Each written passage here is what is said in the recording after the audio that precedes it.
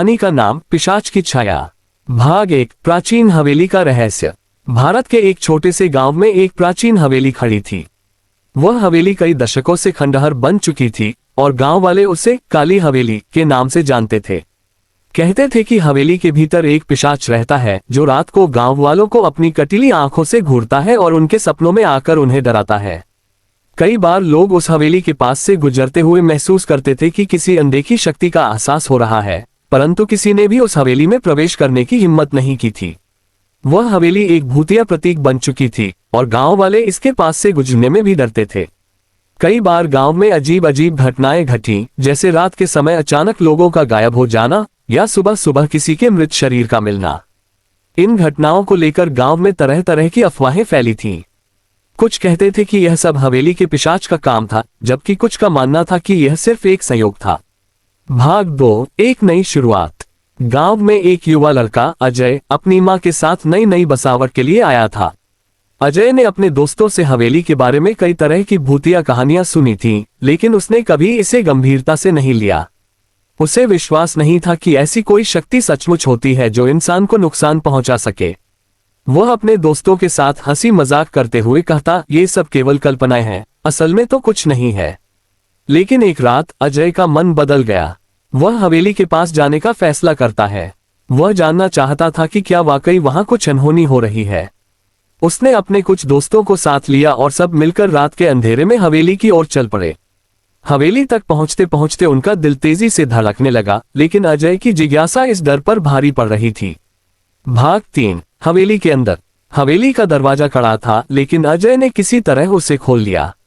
अंदर कदम रखते ही एक सर्द हवा का झोंका महसूस हुआ। हर कोने में धुंध और सन्नाटा था, जैसे समय यहां थम चुका हो। उन्होंने अंदर जाकर देखा कि दीवारों पर कई सालों से धूल जमी हुई थी और खिड़कियां जंग खा चुकी थीं। अजय और उसके दोस्तों ने एक दूसरे से डरते हुए पूछा, क्या तुमने सुना? लेकिन कोई जवाब नहीं मिला। तभी अचानक एक तेज खड़खड़ाहट हुई, जैसे कहीं से चूने की आवाज आ रही हो। अजय का दिल जोर से धड़कने लगा, लेकिन उसने हिम्मत जुटाकर कहा, यह बस हवेली की पुरानी संरचना है, कुछ नहीं। लेकिन तभी एक अजीब आवाज आई, तुम यहाँ क्या कर रहे हो?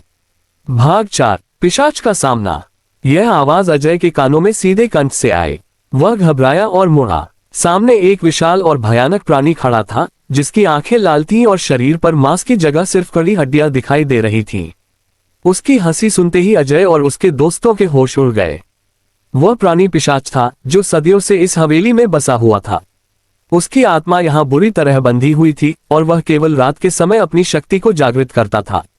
पिशाच ने अपनी मुंह से कहा, तुम लोग मेरी शांति में विघ्न डाल रहे हो। तुम्हारी मृत्यु निश्चित है। अजय और उसके दोस्त कांपते हुए पीछे हटने लगे, लेकिन पिशाच की शक्ति इतनी प्रचंड थी कि वे भागने के लिए भी अपनी जगह से हिल नहीं पा रहे थे। उनकी आंखों के सामने पिशाच का भयंकर चेहरा था और उनकी सारी आशाएं समाप्त हो चुकी थीं। भाग 5। जीवित रहना। अजय की आंखों के सामने अंधेरा फैलने लगा, लेकिन तभी उसने अपने अंदर एक शक्ति महसूस की। वह कुछ खास सोचने लगा। क्या वह इस पिशाच से बचने का तरीका जान सकता था? क्या वह इस शापित आत्मा को हराने में सफल हो सकता था? अजय ने याद किया कि उसने एक पुराने बुजुर्ग से सुना था कि पिशाच को हराने का एक तरीका होता है। उसे पिशाच के सामने किसी पवित्र वस्तु को रखना होता है, जैसे जलती हुई तुलसी की पत्तियां या शिवलिंग का एक छोटा सा रूप। अजय ने हिम्मत दिखाई और तुरंत अपने पास रखी जलती हुई तुलसी की पत्तियां निकाली। उसने पिशाच के सामने उन्हें रखा और जोर से बोला, तुम्हारी शक्ति अब खत्म होगी। भाग 6। अंतिम संघर्ष। पिशाच के सामने तुलसी की पत्तियां देखकर उसकी आंखों में गुस्सा और भय दोनों समा गए। पिशाच ने जोर से चीखते हुए अपनी भयानक आवाज में कहा, तुमने मेरी शक्ति को चुनौती दी है, तो तुम्हें इसकी भारी कीमत चुकानी होगी। लेकिन तभी जलती हुई तुलसी की पत्तियां उसकी ओर बढ़ने लगीं और पिशाच की शक्ति धीरे धीरे कमजोर होने लगी। उसके शरीर का मांस गिरने लगा और वह एक डरावनी चीख के साथ हवेली से बाहर उड़ गया।